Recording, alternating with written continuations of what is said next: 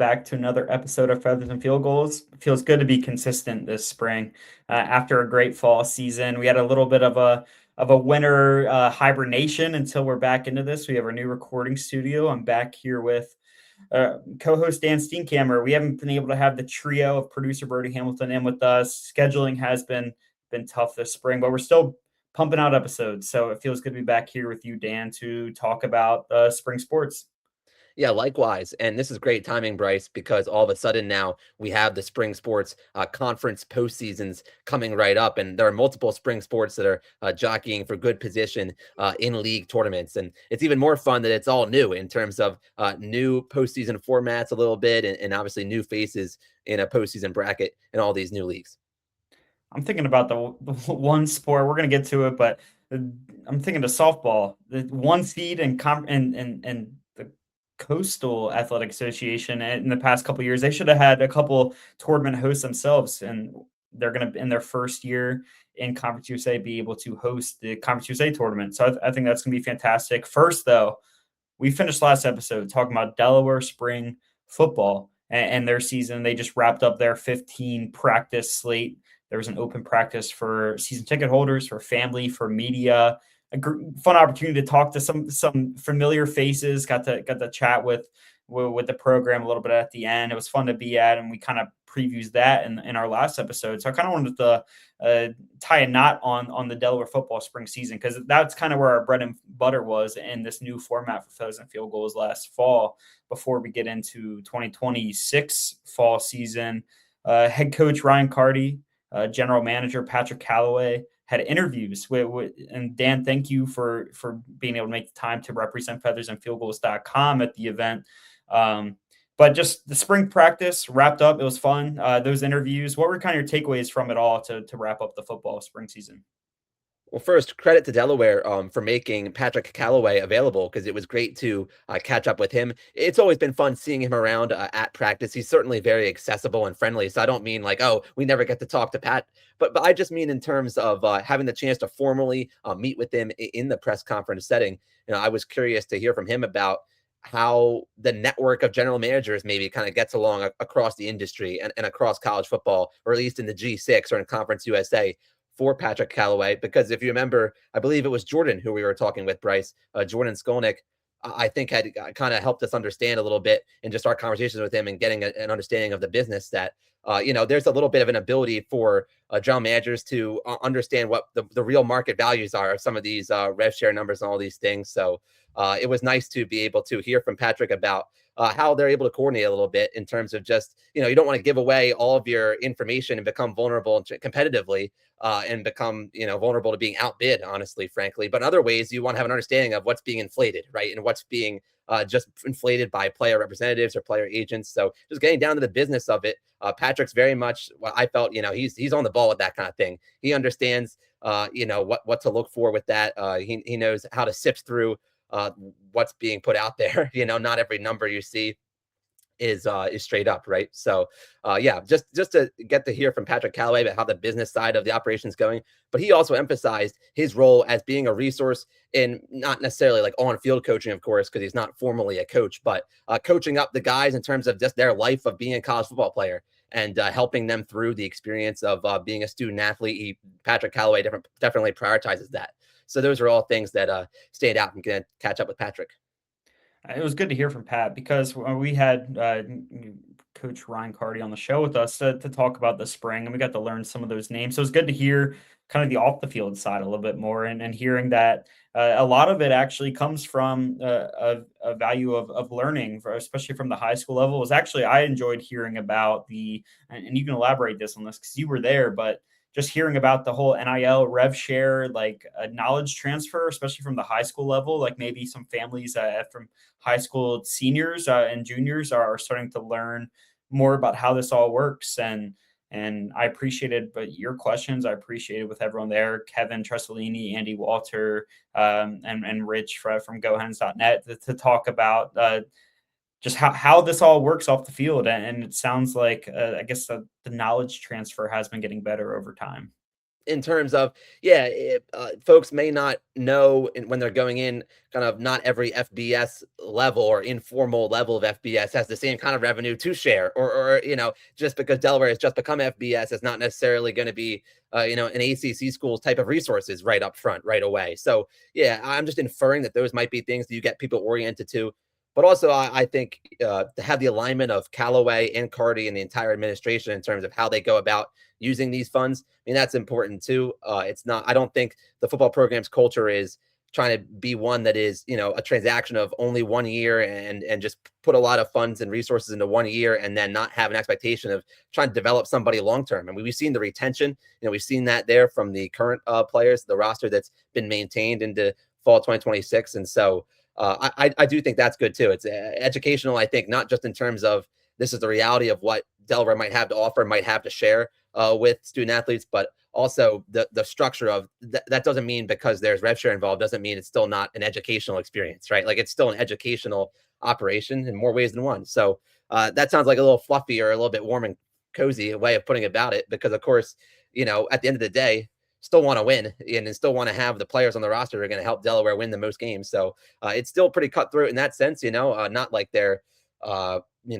beating around the bush in terms of really wanting to get the best possible talent in there, but they're not cutting corners. I really do get the feeling Delaware is not cutting any corners, and it is good to have somebody with the skills of Patrick Callaway, somebody who was in the NFL scouting space and knows at that level, actually professional level, formally, in terms of just the negotiations with agents, things like that, and valuing, putting valuations on the evaluations of players. Nice to hear that Callaway can help the coaching staff in terms of setting them up for evaluations of these guys. Because in the end, the coaches need to be able to just evaluate the players for their on-field and off-field, character and abilities, and then go from there. Have the GMs help in terms of the finances and all those things. But to hear how the sides work together all in concert at Delaware to make those valuations and evaluations, that's pretty good.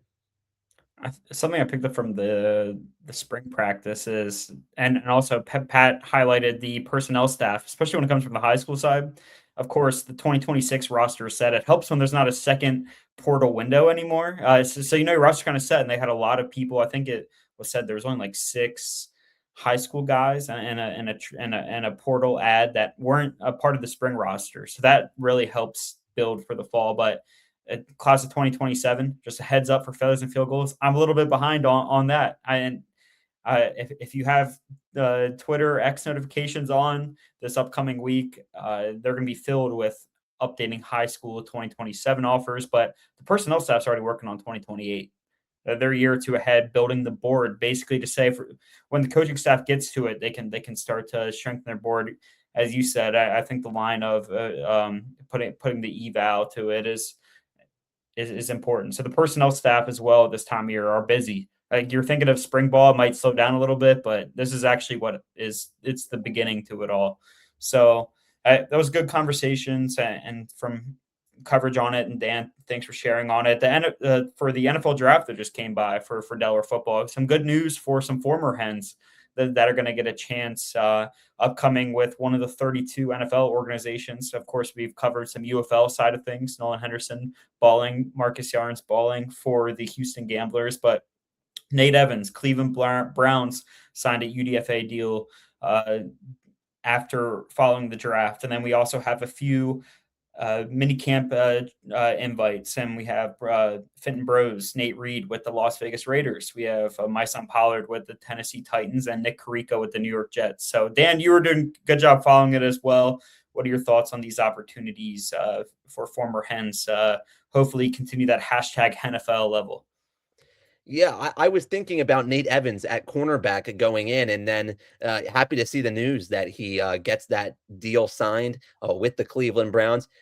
I think it's easy to maybe make that Tyron Herring comparison too. We've seen Tyron Herring stick a little bit in the NFL too. I believe with the Packers, so that's a cool addition as well to Cleveland. All of a sudden, Flacco's not with the Browns at this time anymore, but then there is a hen with the Browns with Nate Evans. Cool to see Nate Evans follow through on a strong finish to the end of that 2025 season, thinking about his bowl game at the 68 Ventures Bowl. So very nice for Nate. And also cool, like I just appreciate the fact for Evans, who's somebody who came to Delaware from NC State. And so you go looking at a power conference to Delaware and then finishes at Delaware. Didn't have to go back to the power conference level, didn't have to leave Delaware or go back to that P4 in order to still end up getting NFL opportunities. So that's very nice. Thinking about Nate from NC State, and then he still winds up going from Delaware to the league. And I know there are others that I know you want to touch on, Bryce, too, because others are going to get those invitations to rookie mini camps and try out. And that's a big plus too, because all you need is the chance to be on site and show your worth, show what you can do against that kind of competition in camp. Yeah, and I highlighted on it with Nate Reed with the Raiders, and there's going to be opportunities for him, especially being a specialist. And you're thinking of a lot of successes that's come from the kicker position. Sometimes it isn't that first camp invite. Maybe it hits at the next spot. So there's going to be opportunities for specialists and Fenton Bros, and it's so versatile. He started his Delaware career on the defensive side of the ball, played not just tackle earlier in the FCS days, but had to kick into guard and even center for the first couple games when Dembo was out in the beginning of the 2025 season. I'm thinking of that big that opening win against Delaware State, and then Colorado started at center those two games. So it could be versatile for an NFL roster on that side. They both get the opportunity with the Raiders, and then Myson and Nick in the Northeast region. The East Coast-ish region with the Titans and Jets. So Nick was so great in the middle. I always said he's one of those unsung heroes, and Myson was so fun to see his development from the New England non D1 level to get there, and really stood out as ball hawk on the defensive side. So rooting for all of them as they Yeah. get their opportunities, and you're hoping there's a couple other guys on the list that pen to paper might not hit the first day or two, but I'm thinking of the receiver room, Kyrie Duplessis, sticking out on not just the offensive side of the ball, but special teams. Where special teams is where some of the UDFAs get their first opportunity to shine in the professional level. So hoping for Kyrie. Nick LeBoy is another one I'm thinking of. Started at Cornell and stood out for Delaware in moments. I'm thinking of that FIU game with those 2 touchdowns for Nick. And yeah, of course, we're always going to forget a name or two, but rooting for those guys as well that maybe didn't get this first wave of opportunities at the pro level to have that when maybe things open up over time. You make a great point about special teams. That applies to Myson Pollard as well, what Pollard can do in the return game. And I thought Pollard was one of those top risers on defense. It felt like he was able to earn more and more time, became that full-time starter at a safety spot. Nick Karica totally is like somebody who would be unsung because he wasn't a starter as many times. But we know that Delaware D-line rotation, Karica regularly in that D-line rotation is really a big fella. And I really loved the geography there. I was tweeting about it a little bit. Karica transferred to Delaware from Wagner, and now he gets to go to the Jets camp, which is very close to Wagner. The Jets facility is also, without the traffic maybe, or at least not the worst traffic, would be under 2 hours from Karica's hometown up on Long Island, up towards Stony Brook. So that was really cool to see that fall into place, just that geography, and nice touch for Karica to get that chance in that spot. And I'm optimistic about Pollard as well. The optimism there. And LeBoy, big target on the outside. There's so many receivers in Delaware's offense that the ball, couldn't find everybody at the same regularity, of course. But Nick LeBoy, man, a taller receiver, has a demonstrated success at the Ivy League and in the FBS. I mean, that should count for a lot. And I just think the skills and the smarts coming from an Ivy League program, that should serve well. So hopefully there's an opportunity at hand there, whether it's in the NFL or even in the UFL, a UFL type setting for Duplessis, I think could be in the long run. Again, we're hoping for it's the NFL, but for Kyrie Duplessis in the long run, could the UFL be an option too? I'm trying to think of other football stuff. Louisiana Tech, that sounds like it's really close, just not, of course, at the line yet. So we talked about the schedule. It's going to be changing, so we just don't know. I personally love the home and away setup. I know Dan's rooting for Sam Houston to make their home return here to Newark, and I'm biased. I am openly rooting for that just because I'm a buddy of mine down in Sam Houston, down in Huntsville. And it's not Casey Keeler since he's obviously not in Huntsville anymore. But anyhow. So we're going to keep an eye out for that, but not really any updates yet on that. And it's going to have to be pretty quick. This isn't a surprise for Conference USA, so they're going to be working on this pretty soon. And it kind of just feels like a when,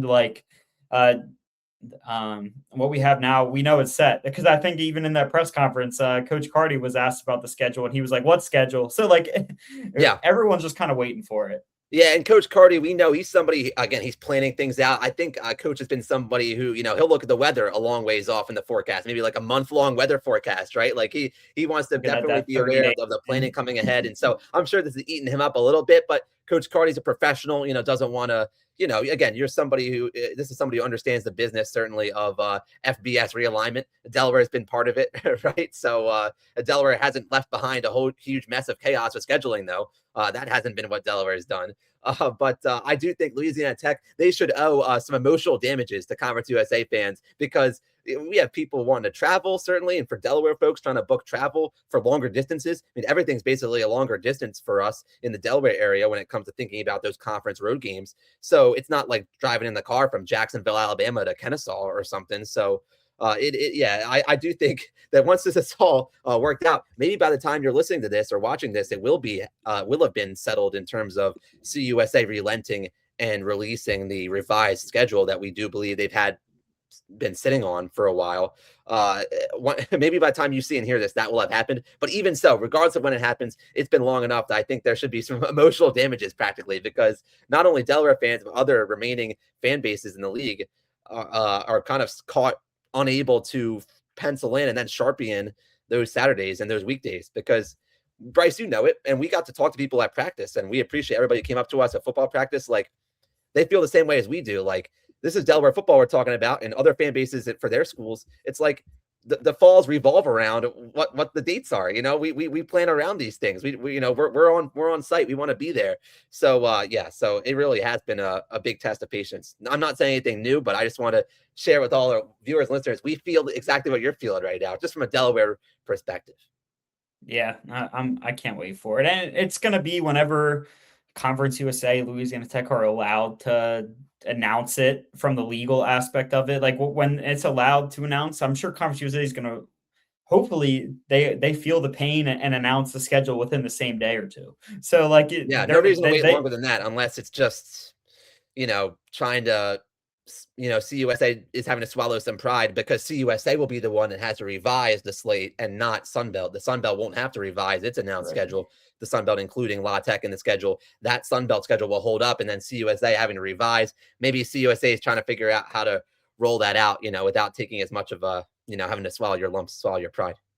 Frozen field goals, football, spring cleaning on it, just to rehash, update coming on the site and on our X account is 2027 recruiting offers. Should be getting that in the next week or two. Also, just really into the basketball portal for the men's and women's side. So just trying to figure out when a good opportunity is to start adding in the high school football recruiting stuff. So far, there's only one commit. There's a lot of offers, only one commit, and in-state quarterback. You can see it on the site on that side. But besides that, we're going to just start prepping for the fall. We want to make sure we're ready for it. We're going to have some exciting gets leading up to it. I teased it. We're going to have a bigger positional preview for each. I'm going to be on the site writing who I think are breakout players on both sides of the ball. And it might not just be transfers, but it might be, I think Coach Carty talked about it. There's a lot of freshmen in the program that, redshirted last year, that have had now a full off season of development, that are going to stand out. There's going to be redshirt freshmen that you haven't seen step on the field that will be starting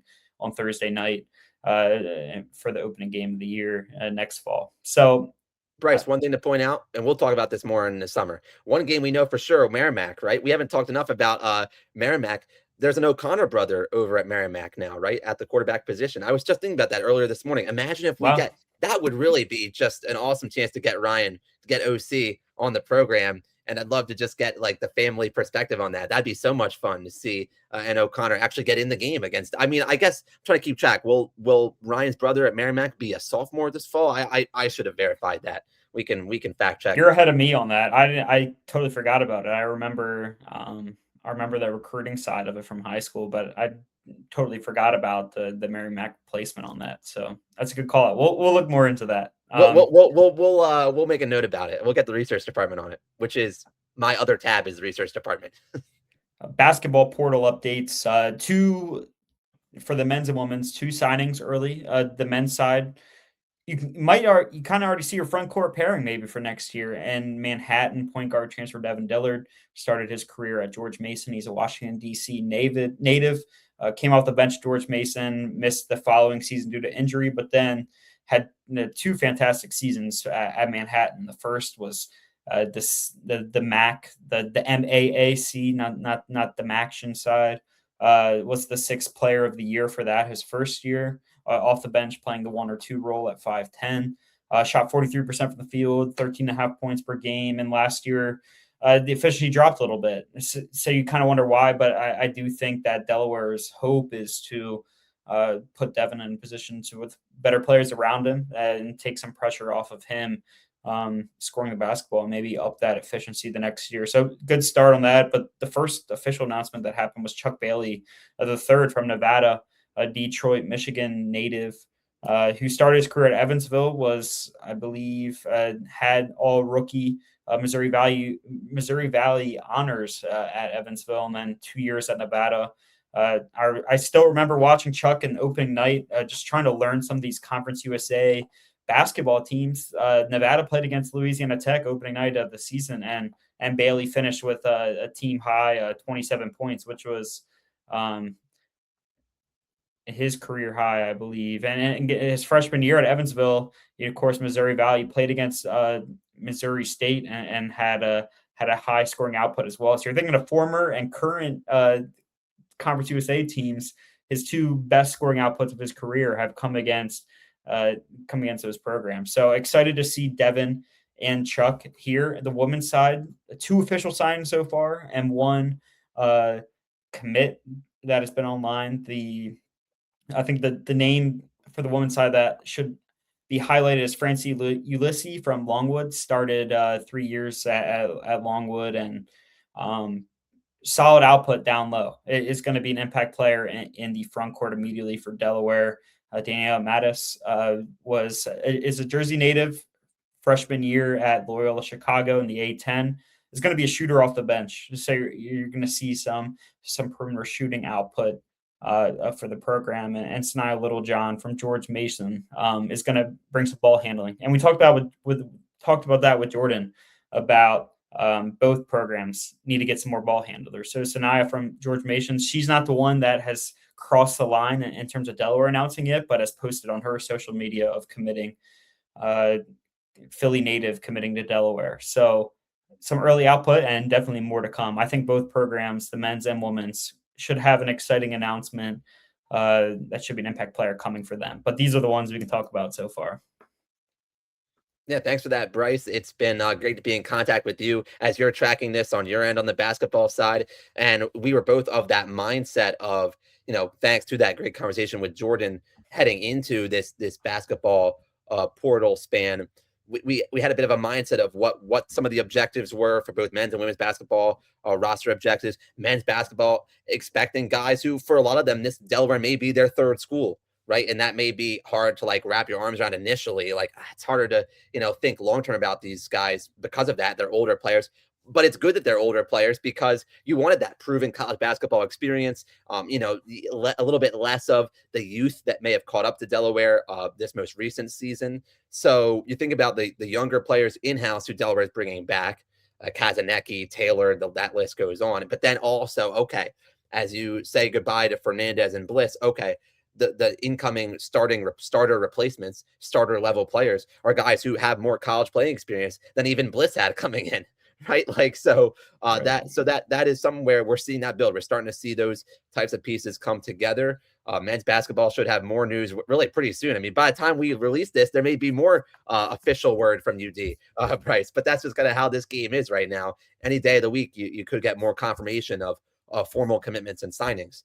And for women's basketball too, protect the ball in terms of ball handling, fewer turnovers per game. But also I'm thinking about just the scoring production that they can try to get in the portal, supplementing other returners. So I'm thinking about down low at center, like the future after 3CA, after on DS3CA, that's one big thing.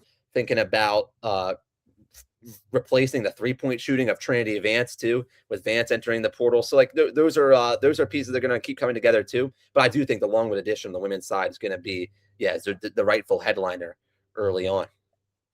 And we might see it slow down a little bit in terms of portal ads. I do think that there's going to be a men's and women's ad coming for both sides that are going to be high level players. But the 5 years of eligibility and 5 years ruling is still looming. There was a vote on it, I believe, today. We're recording on Monday, April 27th. So that is still out there as well, and that kind of puts a hold on it because if there's a ruling that some of these guys that thought that they just played their fourth and last year of eligibility, but have a fifth year to use and they're allowed to play immediately, that's a whole market that GMs, head coaches, programs are not even thinking about in the portal. So I've this past weekend for the portal, we saw a couple ads for the program, but I wouldn't be shocked if they want to leave that door open until there's a final verdict on that, because that's a whole other side that, guys might even are going to be just, grateful for the opportunity of having, there's already some rosters, I'm a Maryland basketball follower. They've already filled the roster for next year. So if there's like a whole other wave of guys that you didn't think could be available to add, that changes the formula a bit too. That's a good point. I'm glad you raised that, Bryce. Isn't it remarkable that is under discussion such that it could just have an immediate effect on like a portal span that we're in the middle of right now? I mean, that just sounds crazy. It feels like football coaches would never agree to something like that or really protest that. It just feels like, I'm not trying to cast a big broad brush over football coaches. I just get the feeling that football coaches would come out and complain right away if there was a risk of some major change happening in the middle of like roster building season, a major rule change or major ruling change. If that came about, I feel like there'd be a lot of pushback. But with the hoop side, I just think it's been so much, and it's been so much even additional movement in the basketball world. The basketball coaches and general managers are just like, yeah, it's just fair game. It's part of it's just going to be part of our equation, which is it may as well be the equation straight from calculus. Like, that's how complicated it is right now to try to forecast what the framework is going to be for eligibility. Like, it really is. And it doesn't really matter if I'm for or against the 5-and-5 idea. Like, I got to think, like, keep an open mind. Like, I guess nobody's tuning in to see what my opinion is on 5-and-5 proposals. At first, I was a little bit like, I guess hesitant, just because I kind of like at least the idea nominally of saying, hey, let you get 4 playing seasons, because it mimics, freshman through senior 4 academic years, right? Like, and then if you take 5 years to play the 4 because of a red shirt, then that works well too. Of course, that's kind of an old school, outdated idea now, right? Because there are so many different challenges to try to win more eligibility and challenge what the NCAA can enforce, because now your eligibility is tied to what you can earn in rev share. Like, it's an earnings opportunity, just straight up. It's not even the same as saying, well, NIL is a third party off to the side. Well, rev share is directly from the school and from the program that you're playing on as you're enrolled at the place. So anyhow, I have to just slowly pull myself from that old school idea of, well, eligibility was kind of good as it was, because clearly it wasn't working, because now we have, G League players who want to, maybe are older than the 5-year span out of high school. They want to get back in because there's that ability to take a revenue share from the schools. So I have to just kind of, divorce myself from that idea that it was never going to be as clean as 4 playing seasons in 5 or so years as it was before, or at least the idyllic view of that was in the past. Yeah, the G League, the 23-year-old international freshmen coming in that have already been playing professional ball for years. That's another one. And my biggest one is, you talked about the redshirt year, which is great. But when other guys are getting medical waivers that maybe got an injury, the first 5 games of the season, and then they're like, I'm going to be able to apply for a medical waiver even though I've already used a redshirt season. You're starting to get to the guys that have been playing six years in college basketball. So that would eliminate immediately, injury that keeps you out of the first half of the season. You might be able to go in January. Guess what? This is your 5-and-5. There's no reason to save the year. You got to get back out there and help the team and help the program that you're getting financial support from. So if there's less year saving going on, which we see it happen, right? In terms of like saving the year, stashing your year to use later on. Well, that year stashing by current college guys is affecting access for high school prospects, right? And at some point, we have to have some appreciation for it. Like, you do want a path for high school student athletes to also be enrolled in college and go to college as a student athlete, as a player on a roster, and actually have a viable path to a roster, because we can't have a whole backlog to some extreme extent of preventing high school opportunities, because then that defeats. Then we're really even getting further from what we can convince ourselves is the ideal view of an educational experience. Because if you're backing it up so much that we can't get the high schoolers through the door, well, then that diminishes the educational component of it too. I mean, you want to be able to bring on high school athletes and bring them to the next level, both on the court and in higher education. So, yeah, it's I think you raise good points, Price. I think you do. I like in one breath, I can say I would miss it if we get rid of 4 seasons of eligibility being the nominal idea. But on the other hand, if it's going to be 5 and that's more firm, then maybe more firm is for the better, even if it's 1 extra year compared to what it was before. Right.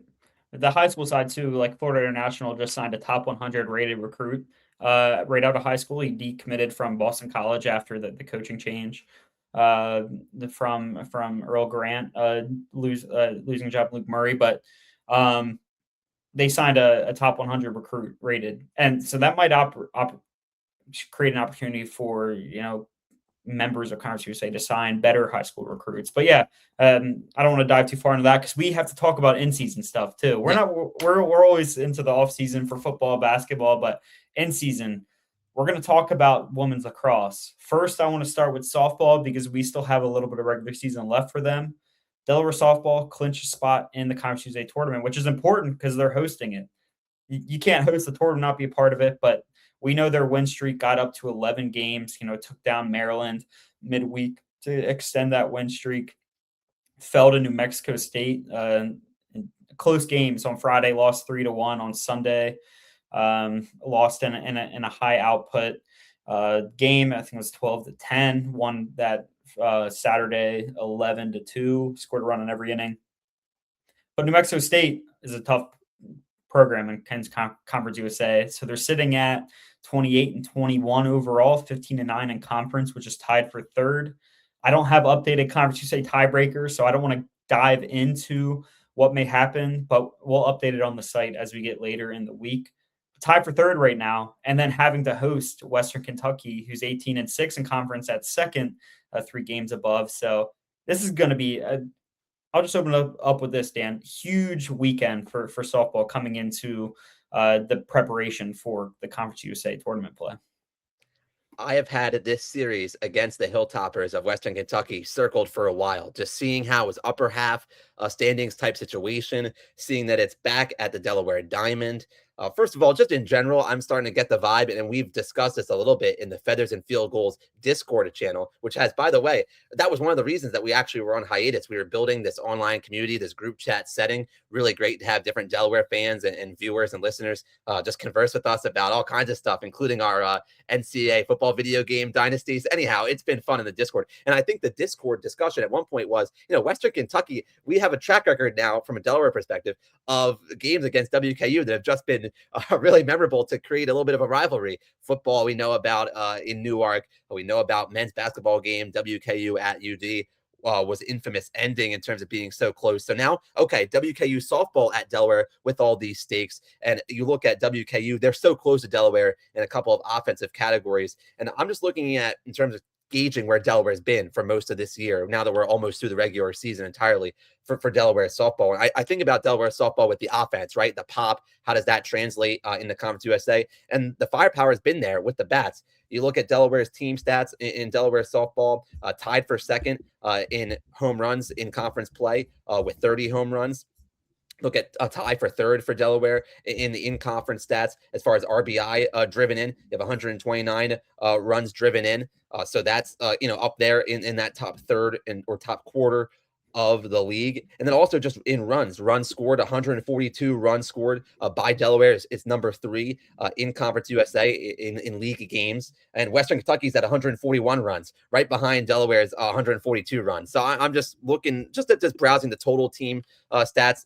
Doesn't tell you everything, but I'm just looking at the pop that's been shown and how close the toppers are to some of those categories for Delaware, and thinking these teams at least match up pretty well in the aggregate.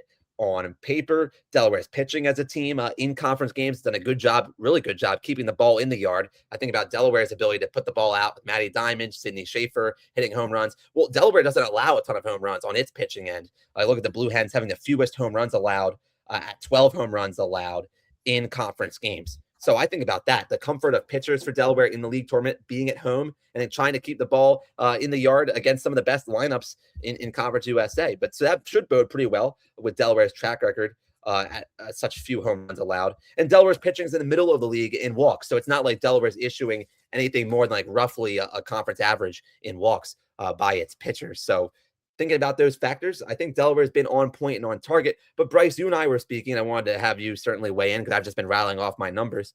Delaware we haven't seen Delaware against a number one team yet in the projected seed. And we've also seen Delaware drop a few series against fellow tournament-bound competitors. So I'm not exactly sure what to expect, how deep Delaware could go in this tournament. It does feel like there's going to be so much pressure. There's going to be so much pressure on UD in front of its own fans. Obviously, there's a big boost to having Delaware fans there and the familiarity of the new batting cage structure and all those things. So that's all for the positive, but I do sit there and think a little bit about how much pressure there's going to be just thinking about the CAA postseason backstory too, how it's all built toward a moment where hopefully Delaware can get over the top. The competition now is just so much deeper in Conference USA. I mean, you drop one game in a league tournament and all of a sudden your back's against the wall. I have some nerves from a Delaware fan perspective just because there's a belief in the numbers. I read the numbers. I believe in them. But also, this is not as straightforward a situation as maybe, Delaware is a 1 or 2 favorite in the CAA. And we saw Delaware could get upset in those scenarios too. Well, now Delaware is really an underdog a little bit against Jacksonville State or what have you. And we don't know how Delaware is going to respond to that. Yeah, the home and away splits I'm looking are very interesting. Western Kentucky is 36-10 in conference. The 26 of their 36 wins are at home. They're 26-1 at home. So not only does Delaware get to play them at home to finish out the regular season, but they're going to get the de facto home game in the conference tournament as well. So you're thinking of a program that just earned the right to host. I talked about it earlier. They should have hosted CAA tournaments for their regular season output. I'm looking at the home and away splits across the conference, and it kind of matches what you expect. But yeah, you're right. New Mexico State, lost 2 of 3. If Liberty lost 2 of 3, but like they really fought in those losses, and you're just thinking it's going to be such an early importance to just start out with a win. If you start with a loss, the battle is very uphill. You have to play multiple games in a day, but not only that, you have to be perfect at that point. So the hitting output has been there. I was looking at Gianna Costero in conference play, hitting 382, leading the team with 28 RBIs in conference play. She's been fantastic at a home grand slam over the weekend. Has hit multiple home runs out at home. The pitching's, handling the maybe more balanced approach than years past that they have, which could play off. I was looking at New Mexico State. Of course, they got 2 wins out of it, but they used the same pitcher the entire weekend. So if you're thinking of you have to play 2+ games per day, softball pitching is a little bit different than baseball, but that's still a lot of innings on a pitcher as it goes on. So excited for softball.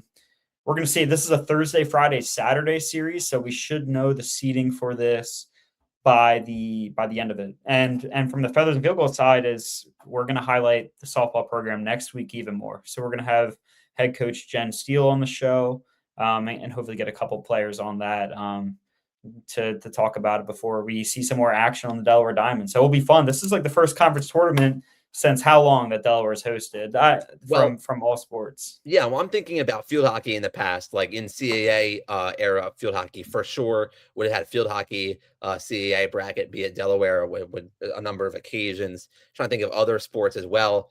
Delaware would have served as like a designated predetermined site for the women's basketball bracket in the CAA when it was on different campuses. That was like a handful of years ago now too. It is going to be nifty. It's going to be neat. And I do think just in terms of softball, it's going to be really good. But then also you think about the kind of energy that softball title energy could bring. But then you think about football is a to be determined campus site for the football championship game. And so I don't want to get ahead of myself, but like that's a whole nother ball game too. Thinking about if Delaware could earn that. But this softball program, speaking a lot about earning it, has earned this right just in terms of the investments in the facility and in being really strong in the CAA in recent years and highlighting individual players too. Real quickly, Maddie Diamond, in terms of in-conference games, 9 home runs is good for second in Conference USA. Big time. Katie Shivert's over 300 batting average. Allie Nankaville's over 400 batting average, which is second in Conference USA. This is all just within conference games. So, yeah, and you mentioned Castaro. That's literally all names that are aside from Schaefer, who I talked about in a previous episode. My projection that she's going to go in the Hall of Fame in athletics for Delaware, which I don't think is like a hot take. I just feel really good about the odds of that happening at some point. I can just picture that. And the resume for the Hall of Fame for Sydney, so much better if it had the conference title on it in terms of tournament title. So anyhow, we will get more into softball, but it is exciting to look at. I think, a wide variety of all conference type names who deserve some hardware if the team can get it done in those pressure moments that I talked about. We have women's lacrosse to get to. Yep. I want to dive into the awards after our first interview. First, though, quickly, men's lacrosse season ended at St. Joe's last Friday. Had the path to make their first Atlantic 10 tournament inside conference, but lost 15-5. Unfortunate output for the team. The path was outlined a little bit more than I thought. I thought it was goal differential, but the updated A10 tiebreakers that weren't online were goals against. So that opened up a path to Delaware get there. I listed them online, but neither got there. So unfortunate year. It was kind of like a summary of just kind of how it started, from the sense of just a little disappointing from what you expect out of the lacrosse team on the field. Yeah, I give Delaware men's lacrosse a lot of credit for having a relevant game to the very end of the regular season, right? Like you're still in the mix despite all the adverse conditions leading up to that point. Delaware still had its shot. I just think in the end, there weren't enough games where, and this is going to sound like a cliche to say, but there weren't enough games, it seemed like, where both sides were going to be at that high enough level to where it was all kind of clicking at once. Right. And that just didn't happen enough. And, I do think there have been like some number of injuries as well, factoring in and not as many available options at times. But it was mystifying overall, just didn't ultimately have enough on the attack to support Delaware's defense throughout the course of the season. And then the other thing, if it's going to be goals against, right, is goals against that counts into the equation for stacking up and who gets into the conference bracket. Well, when games broke down for Delaware, there were moments where Delaware just fell out of games, right? And that happened against St. Joe's. So I think you got to have a lot of trust that, look, Ben DeLuca is a head coach at Delaware who's accomplished a really high level of success deeper in the NCAA tournament, right? Like that's on the record for Delaware. That Delaware has demonstrated that in the DeLuca era. So I think you got to look at this and say, like, okay, let's keep some perspective, in the grand scheme of things. And I'm gonna certainly trust Coach DeLuca on the basis that, look, how many coaches at Delaware have the same kind of resume deeper into the NCAA postseason than DeLuca? Like and Delaware has a demonstrated niche in men's lacrosse. Is a great region to recruit. This is a great school to recruit to in general, as we know, but then also in men's lacrosse in particular. I just think there's enough pedigree here and history, and again, it's a prime real estate in the area for Lax. Delaware is going to host as a neutral site in the NCAA men's lacrosse tournament this season. So the facility is there for Delaware, right? It's an NCAA postseason level facility. So everything's there. Everything's there. It didn't stack up this year. So very disappointing, honestly, because momentum isn't there now. There isn't recent momentum, unfortunately, in terms of making it translate from the CAA and being right up there with Towson and others. We haven't had that translate now to the A10, which is rough. Although I will say, it was nice to, hey, one small consolation before I turn it back over to you. That UMass game, very nice to overcome and get one at UMass, an old rival of CAA lacrosse days in the past too. Like that, I'll hang my hat a little bit on that from a Delaware point of view as well, because that was one achievement that did help position Delaware to at least have its shot at the very end of the regular season. They had a lot of injuries last year. They had a lot of injuries this year that went a little under the radar, especially on the defensive side of the ball. But the two biggest question marks heading into the year were goalkeeper and faceoff. With after moving on from Kevin Ellington, who was fantastic in his Delaware career, and especially OJ Morris on the faceoff, that both of those questions kind of cleared up a little bit in the year. Colton Silverstein added a sense of he was strong in net, and then true freshman. Ethan, I'm pulling up his name really quickly. Scott Conti. Right. Sorry, Scott, for forgetting the name really quick, but was fantastic to end the year and got a lot, was close to program records for what he was performing in the faceoff circle. So, that's two things you can build off of moving into next year. I think they got to focus on the offensive side of the ball, but we talked about a lot. And women's lacrosse, I want to dive into our first interview, because I think that'll open up us to talk about a little bit about what they have in store for postseason play before we get into the second interview. So I'm happy before we start recording that we received news, unanimous selection for ASUN Women's Lacrosse Coach of the Year. Amy Altig joined the show, and I'm excited to open up her interview that I got to sit down with her and talk about that now. So let's dive into that, and then we'll talk more about women's lacrosse after that. So here's our conversation with head coach Amy Altig now. Now joining the show for the first time, feels like the right time, Delaware women's head coach Amy Altig. Amy, thanks for making some time for us between regular season concluding, the preparation for ASUN postseason play. Excited to have you on the show. Thanks for having us. I know between myself and Jaclyn, we're just really happy to be a part of something that's highlighting all the great things happening here at Delaware and within our athletics department. So thank you so much for reaching out. I know you've probably already changed your focus on the ASUN tour. As you talked about all the great things going on, we have to start with the 2026 regular season. The easiest way is just to ask about thoughts on it from a high level. A perfect 8-0 in conference play, 12-4 overall, the first regular season championship for program in this century, 1999 being the last time. So a lot of program tying, program breaking records this year. 11-game win streak. What went so well for the team and why?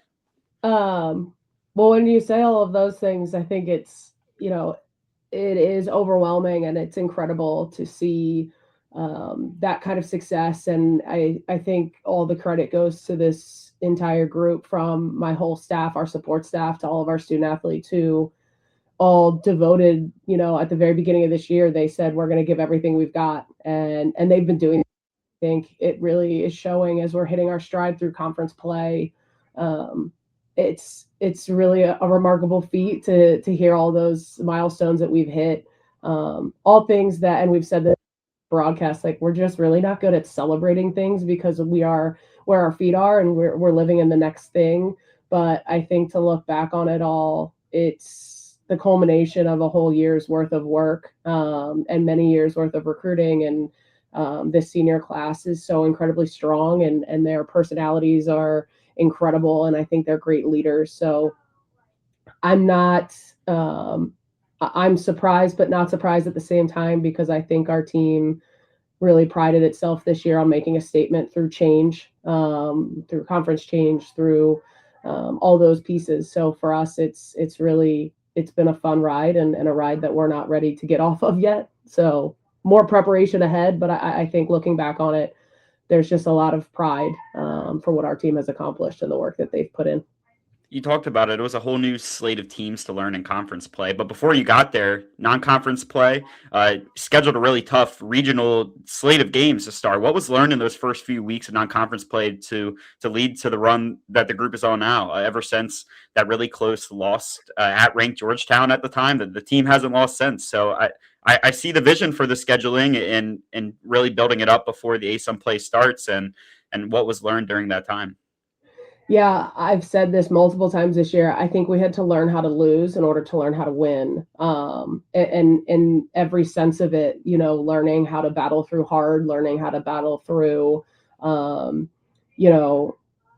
situations on the field, situations off the field. Because of losing, it really brings out a lot more emotion and a lot more tougher energy to deal with. And I think we learned a lot, and we really dove headfirst into those pieces of controlling our controllables and figuring out how we can take all the pieces from those games that we did lose, even the Georgetown game, which in our minds kind of felt like a win because of how well our team performed, and translate that into play that dictates what happens at the end of your season. So I think a lot of it was learn traits from losing to then translate them into winning. The hard was certainly very hard. You never want to be 1-4. We did not go into this season anticipating being 1-4.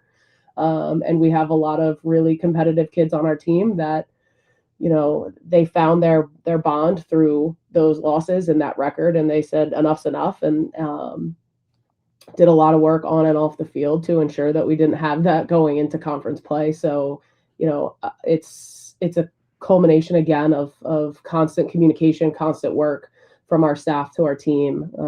And I really just believe that we learned so much through the Rutgers game, the Navy game, the Georgetown game, Temple, very first game of the season. So I am looking back on.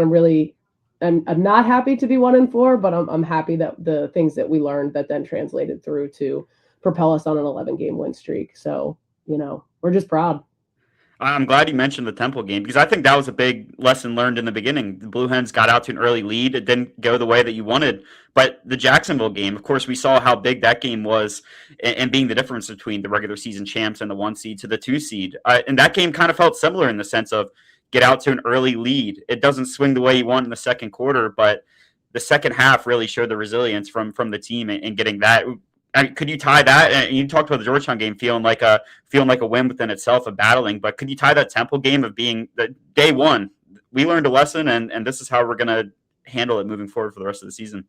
Yeah, I think if you ask anybody on my coaching staff if we could go back and get any one of the games back from non-conference season, it would be the Temple game. I think that we made a lot of adjustments from that game that we felt like we didn't operate well in as a staff from a time management and those pieces. So I certainly think that, I think we went down, it was 11 to something in the Jacksonville game. I think we were down by 4 or 5 at one point. And the mentality around the team is battle, just fight, keep going. Our game is a game of runs and ups and downs and, just put your seatbelt on, put your helmet on and off we go. And I think that Temple game was a great example of a little bit of the reverse where we had the lead and let go of it and then couldn't sustain through that game and once we hit Jacksonville, it was like, we've been here. Like, this is not a big deal. This is nothing we haven't seen. We battled back in Navy. Last year we played Princeton and came back from being 7 down. So a lot of our leaders that are now on the field have been in these positions before. But I think in the past, our mentality was like, oh, shoot, like it's just not going to be our day today. Where now it's like, no, we're making it our day. So it's been a real shift of mentality over the years. And I give this senior class a ton of credit for really leading that way and the past classes that just have recently graduated for helping us get to this point. But you learn a lot. And if you don't take the things you learn in previous games into your upcoming ones, shame on us as coaches if we don't make the proper adjustments. But I think we really dove into not necessarily just the mistakes, but the good things that took place through all of those losses at the beginning of the season, and then learned how we could apply them into different scenarios, whether it's, Austin P or Lindenwood or whatever it is. All of them were applicable at some point in time.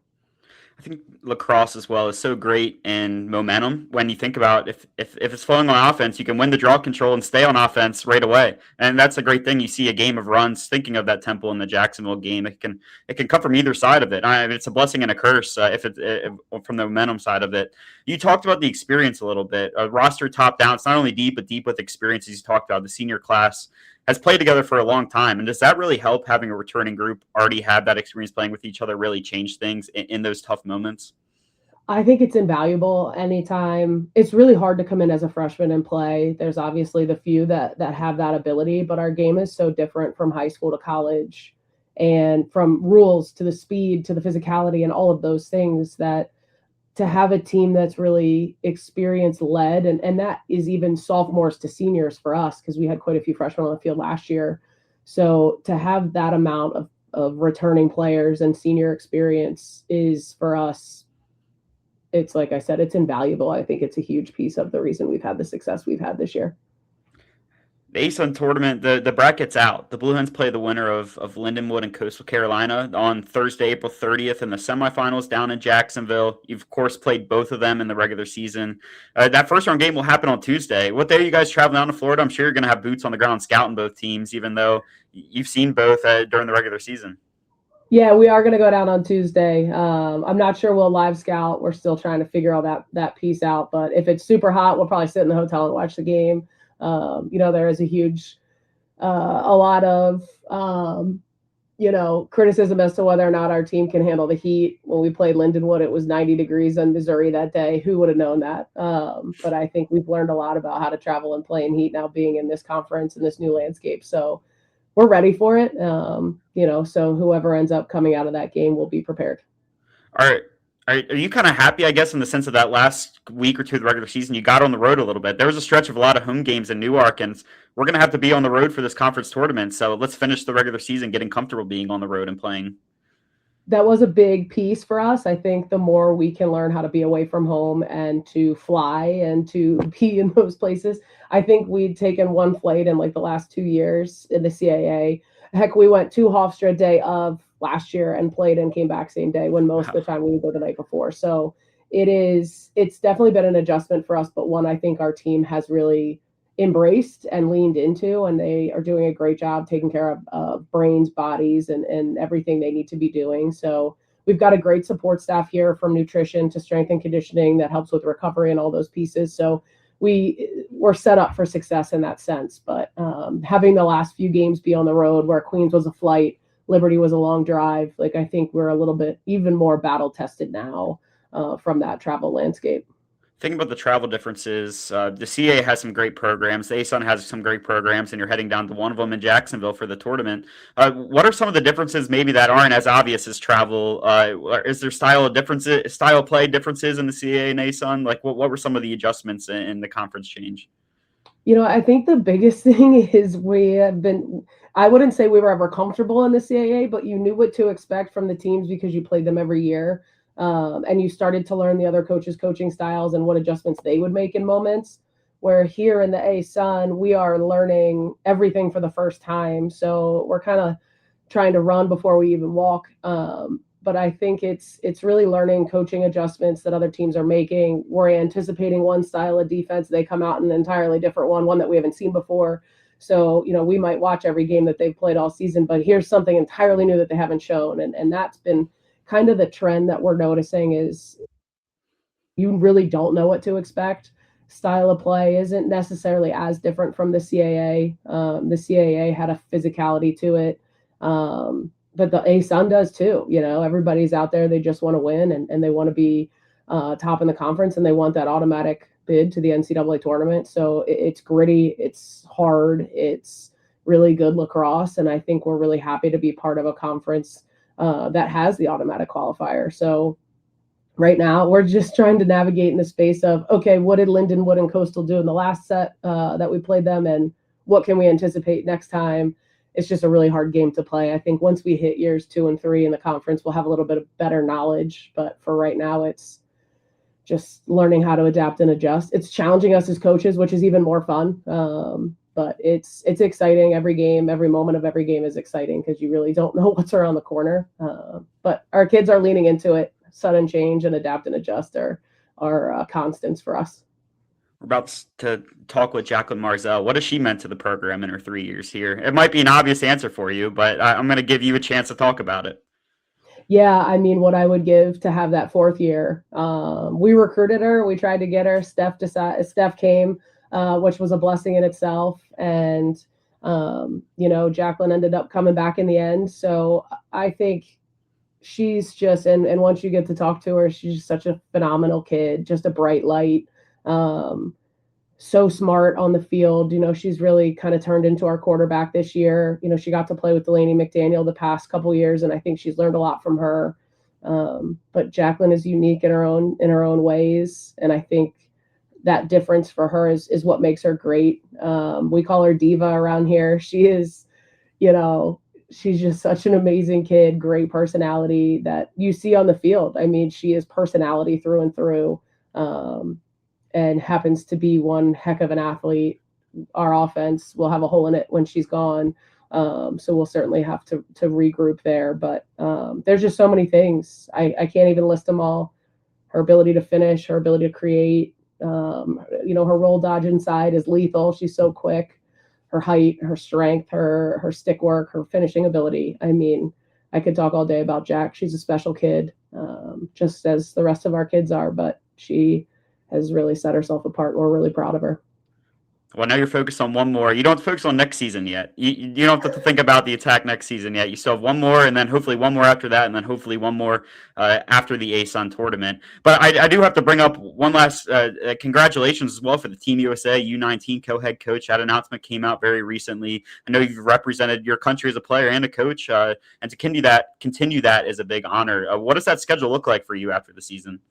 Fortunately, it's not too grueling of a schedule. It's a couple summer dates of evaluations, and then a a tryout for the team for the girls, and it's really, and then the fall is, I think, a couple dates, 2 or 3 dates. So it's really just another opportunity for me to give back to this sport that's given me so much, so many great relationships and all those pieces. But I am forever indebted to the U.S. program for having worn the jersey and being able to represent the team in the World Cup in 22, and then now be able to help produce that next level for the senior teams. But it's a great honor and something I take a lot of pride in. And I think it helps challenge me to think in different ways, and I'm able to bring those things back here. So I appreciate that. Thank you very much, and continue to be excited to represent Delaware. Hopefully a few more games on the slate, but we go one day at a time here. And today it's about prepping for, the conference tournament and all of those pieces. But to be able to sit down with you has been fantastic. We really appreciate the support and the recognition. It means a lot to us. So thank you. Of course. Thanks for joining us, and congratulations on the season so far, and safe travels down to Jacksonville. Bring some more hardware back to the 302, and let's get you back on to talk about the NCAA tournament, hopefully after the ASUN. So absolutely. We'll shoot absolutely. for that.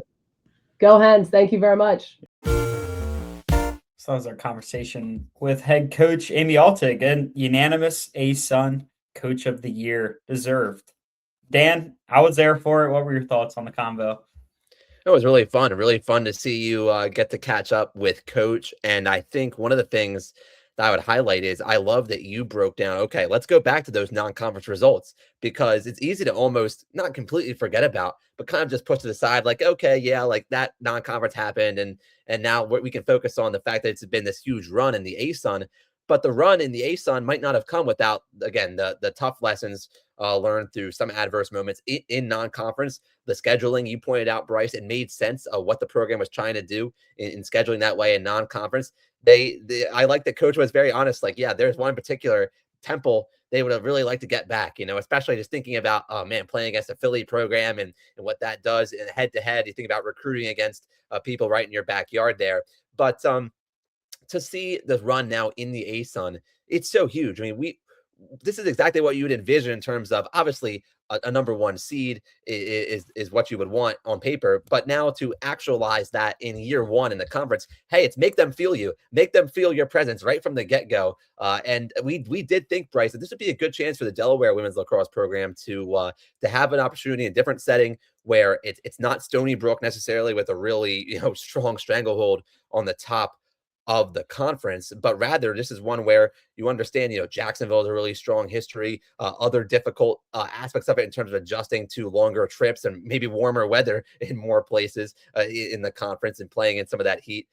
So you understood there might be some benefits and drawbacks going in. So to see the Delaware maximize the benefits of this move for women's lax is really big. Like, I would look at it as, and I like the Coach mentioned too, it's the multiple years of recruiting that led to this, to see the older players on the roster who are stepping up and really flourishing. Like, that is a result not only of the players' individual work, and you're going to get to catch up with one of them, but just the idea that it is multiple years went into this, and the timing is really good. Year one in the ASUN, a chance to really try to match up with Jacksonville as top programs. And that's happened so far. It's been Delaware and it's been Jacksonville statistically in the top two in different categories, and the top two in terms of the seeds. So I look at this as, can Delaware stay hot? Because they've certainly been red hot. And can they withstand another close game possibly in the conference tournament? It's been a bunch of not close games. Delaware's gotten some blowout, comfortable style victories later in the regular season. Can Delaware women's lax embrace another close moment, like against Temple where it didn't work out, or against Jacksonville in the regular season where it did wind up a Hens win? How's Delaware going to respond? And when it gets to be a close game again in the conference tournament, because it hasn't been a close result actually in quite some time, impressively enough, it's been a little bit since Delaware was in a really tight conference ball game. I think about the long run though. Like, for me, I know the team's focused on this year. If the team this year can get that automatic bid to the NCAA tournament, I think you'd look at it as great. The objective was to get in the NCAA tournament, and we'll see what happens when Delaware has to face, if they do make it, has to face a higher RPI opponent. But then I'm thinking in the long run, okay, you've got that box achieved. Then can you structure the program and get up to a level where you can expect a little more realistically to make a deeper push in the NCAA tournament? Like, that's my overall big picture step back look at it. But again, for the purposes of your conversation with Coach, I'm thinking just about the ASUN bracket and can Delaware work its way into the NCAA tournament. Big picture, though, I have to be realistic and honest. I'm thinking, wow, this could really be big for the program. Step one, can you just get in the NCAA tournament again after a little while away from it? And then that sets up a future where, okay, you got that part down. Now, can you, does it help that much more with recruiting and that much more with building a momentum toward making a push, making a deeper run? But I don't want to rule out this team this year because, heck, it's a veteran group that they're going to embrace being overlooked a little bit, I think, if they do make the NCAA tournament. As soon as you start looking forward, though, the way I am, that's when you get tripped up. So it's good on you, Bryce, to bring up our screen share bracket here for the conference. Yeah, so we talked about it. Lindenwood, Coastal. Coastal came to Newark and battled a little bit. Delaware was comfortable in the game. Coastal scored a little bit at the end to make it only a 3-goal difference, which was, besides the Jacksonville game, the closest within the conference results from Delaware's first experience going through it. So they're going to be playing on Tuesday at 3, and we'll see when this episode comes out. I think this episode will come out as well on Tuesday, if not Wednesday. So we might already know who we're playing against. But we'll be watching this one to see who they're playing in the first round. You said it, Dan.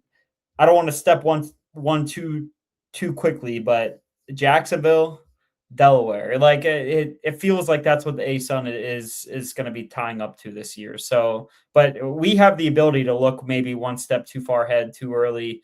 The team's definitely looking at Thursday though before that. Yeah, rightfully so. Rightfully so. And do you think similarly, Bryce? Like, and maybe, and again, I'm not trying to be number one doubter on this year. Heck, this year right now, it's been a huge for you. Who's to say that Delaware couldn't win in the opening round of the NCAA tournament? Yeah. I'm just thinking long run, what this year could do just to set the stage for, okay, there's a building process happening toward where even in the future, there's even better chance to get a better spot in the NCAA tournament, get a chance to have an even better draw in a future NCAA tournament. We can't know for a fact that Delaware's even going there this year, but I do think that that's one thing. I'm just thinking about how much more success could be ahead if Delaware can capitalize just this season. Yeah, I mean, Coach Altig talked about playing in heat. Like this conference, you play a little bit more heat, but the region that Delaware is in is where you want to be if you want to look for local lacrosse talent. Like they're in such a good spot for it, and some of them have come really close to home. I'm thinking of Ella Rishko, who was just announced as Offensive Player of the Year within ASUN, was also on the All ASUN first team. Morgan Gore, midfielder of the year, as well as first team, and Kenny Radzul, who was a defensive player of the year. So it was like check a box. So all 3 positions of the field, offense, midfield, defense, all off the board there. Jaclyn Marszal, who teased it. We're going to talk to her very shortly, was announced to the first team as well in her senior year. Molly Baumgratz, second team, Maggie Porter as well. And these are the 2 I'm thinking of, Molly and Maggie. Dan, if you want this to be a long-term answer for women's lacrosse of being at the top of the ASUN, and more so competing at the NCAA level, is making sure the underclassmen hit too. These 2 are non-seniors. So you think about continuing the pipeline in that sense. And we just talked to a coach of the year as well. She deserved it. And that's kind of like what we viewed as always from our thoughts of like what we could see from this program in the ASUN is we saw a path for immediate success, and that's what they saw. So, I mean, job's not done though. 2 more away from it. So, good regular season, great regular season, program breaking stuff. Yep. Let's dive into our conversation with Jaclyn, right? Let's jump into that and then close out on just like what our hopes are, and hopefully we have a chance to cover some NCAA tournament competition for the Blue Hens. But first, let's jump into our convo with Jaclyn right now. Now joining the show, Delaware senior attacker Jaclyn Marszal. Jaclyn, congrats on the season so far, and thanks for making some time for us to join the show. Thank you so much for having me. I'm excited to get to chat with you. First time joining, and it's your senior year, so it feels like a final tour coming up, a couple more wins. How's the senior season been for you? First off, it's been a big program. We just talked with Coach Altig and to talk about the season and how great it's been. So from your shoes, how has the season been? Yeah, Amy's awesome, and probably she said it was a bit of a slow start, but we learned so much about ourselves and who we were going to be as a team this year. And I feel like we've just been on an upward trajectory ever since, our out of conference games. And right now I'm just having such a blast with my teammates. It's just trying to take in the experience, games are games and, outcomes are outcomes, but it's just been so amazing to play with my sister and my best friends and just soaking it all in. So yeah, the season has been a blast. I don't know. It feels like a 3 years ago question, but you spent your freshman year at Notre Dame. We just talked about that with Amy. I mean, I guess why Delaware for you? I know your sister coming is a big reason for that, but you made that decision and being able to finish your college career with her and the rest of your teammates a little closer to home. Yes, it's been the experience of a lifetime. I am so grateful to be a Blue Hen and to be able to play with Steph is awesome. Watching her on the other end, she'll make a big save, and then I'm like, it's my turn now to get that one in the net for her. And my family's able to come to almost every game. Where we live in Baltimore, so it's about an hour 15 drive. So to be able to have my family and see them in the stands and see them after each game, it's been such an amazing experience. And the people make this place just so incredible. Every day is a gift, and it's just, I have so much fun at practice every single day. It's just smiles, and I'm just so grateful to be here. My teammates are incredible. My coaches are incredible, and our support staff too, and professors. I mean, just top to bottom, this place is awesome. So I'm so grateful that I got to finish my career here. I'm in the Baltimore area as well for work, and thinking of the CAA and being able to have those road games and a more of a driving distance this year. You've had some long drives, some flights. How has the difference been between the CAA and the ASUN for your senior year? Yeah, it's been quite a difference. Last year I think we stayed in one hotel and bused to every game, and this year we're flying down day before, staying in hotels, busing 5 hours. So it's definitely been adapt and adjust. It's been our mindset as a team for a while now, but now just in a different way with the travel. So in the ASUN, we're pretty far from all of the teams, and it's just been, adapt and adjust, especially with our bodies, our hydration, our sleep, getting our schoolwork done. It's all been a work in progress, but we're getting the hang of it now. And, we'll have a big week next week away in Jacksonville too. Excited to talk about that. And I know the quote, when you lose, so you learn a lot about yourself. That you guys haven't lost in 7 weeks at this point. What are you guys learning about yourselves in the win streak, making sure that it might not be perfect, we're winning, but what can you learn about yourselves heading into Jacksonville? Yeah, I think that's such a great point, because although we've been winning, sometimes we'll come out of games when we're like, that wasn't a full 60 minutes, that there were lapses at times in quarters, like we dipped and then we've risen back up. So just trying to put together a full 60 minutes is going to be crucial for us, and just taking, tidbits of information from each game, like what can we improve on so that we can play a full game and make sure we're peaking at the right time in Jacksonville. I think we've just always had the mindset of like, how can we get better? We're always learning. Even though it's April 24th, we're still learning. We're still trying to get better and putting in as much work as we can before the conference tournament. So yeah, just trying to put together a full game is going to be crucial, and I know we can do it. So it's going to be great. 4 of the 8 conference games, you finished with 7 or more points, 17 points in the last 2 games. What has really been clicking for you in the back half of your senior season? Yeah, I mean, I didn't even know that. So that's awesome. I think just honestly not focusing less on the outcome of the game for me, and like trying not to think too much. I think when I'm using my brain too much, I tend to overanalyze and get caught up in my brain. But like when I'm able to turn that off and focus more on the experience of the game, I saw this quote as like, we don't work lacrosse, we play lacrosse. So just trying to like connect with my inner child and focus on the joy and playing with my friends and just being in a cool new location on a beautiful day, like just trying to focus on that and bringing the joy to everything I do. I credit my teammates a lot. Especially behind the cage, me and Sophia Muscolino, we have such a great connection, and we're always laughing on the field and just smiling. We're like, one of us turned the ball over, we're like, it's all right, like it happens, we're gonna get the next one, and we're laughing, like smiling, and we're like, what can we do better? Like, we got this. So it's a great balance of, working hard and focusing on what we can do better, but also just having fun. And I feel like when I'm having fun and smiling, that's when I play my best lacrosse. So past 2 weeks I've been having a lot of fun. So I think it's definitely translated on the field. I'm hoping we can keep it going next week. I feel like this is a conversation of quotes. I have to bring up another one. Someone says when the game slows down, the game slows down the more you play. Do you feel that way from freshman, sophomore year at Delaware versus now? Is the game Yeah, slowing down for you? Yeah. I mean, I think so. I feel like now I'm just like, it's unfortunately my days are limited as a Blue Hen. I want to make this stretch as long as possible. For my senior year, I want to play as many more games as I can. But when you take into account that, my games are limited, my time here is finite, it honestly puts a lot into perspective, and I'm able to like slow down and take it each moment. And I think that's helped me play my best for sure. Of course, you and your sister are in the stat book for points and for saves. Who are some unsung heroes on the team that might not show up in the box score but are crucial for this winning streak and for the season? Yeah, I think here we like to say we're 39 strong. We have all our players are just so crucial in everything we do.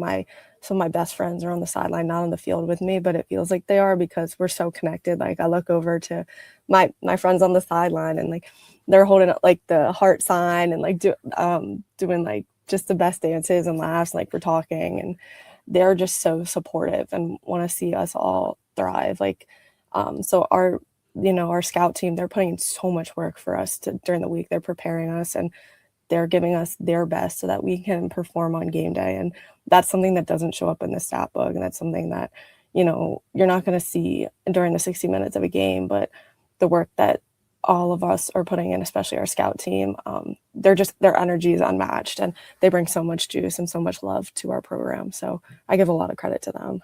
Well, I'll look out for the heart signs watching on the broadcast during the ASUN semifinals. Yes. Looking at your bio, of course, no Steph. There's a third member of the trio in triplets. What's Jamie up to? Why isn't there 3 Blue Hens on the field?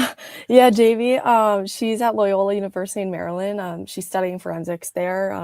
I don't think we have forensics here at Delaware, so unfortunately that wasn't a match. But she's really such a bright kid, and I'm so excited for her to continue down her path in forensics. She's really passionate about it and has loved like those crime shows that you watch, like NCIS. Yeah. She's loved those shows since we were kids, so it makes a lot of sense to see her thrive there. And yeah, she came to our senior day, and unfortunately I don't think she can come to Jacksonville because she's still in school, but I know she'll be watching, and then I'll get to go to her graduation later in May. So yeah, she's awesome. And her other family going to be down there in Jacksonville though? Yeah, my parents I think will be there, and honestly all of our parents on the team, they travel so well, and we always have so much support at all our away games. So it's going to be a great experience, and I'm excited to see them all there.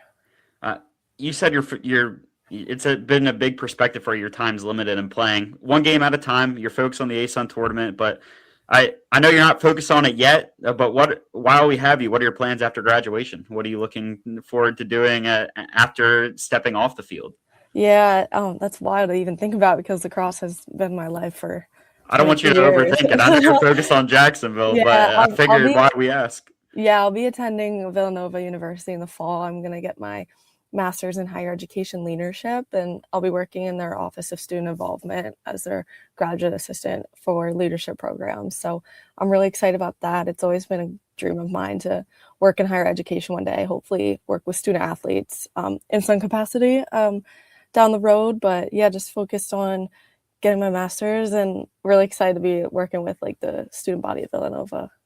That's so awesome. And congrats to you for that. And congrats on your, not just the season, but your Blue Hen career. Excited to I appreciate it. Watch the team down in Jacksonville, and appreciate you making some time for us. Safe travels down there, and bring some hardware back home to campus. Thank you so much. I appreciate it. Thanks for having us and showing Blue Hen Women Lacrosse some love. So thank you. Of course, you guys deserve it. You guys deserve it. Keep the win streak up. Go Hens. Thank you so much.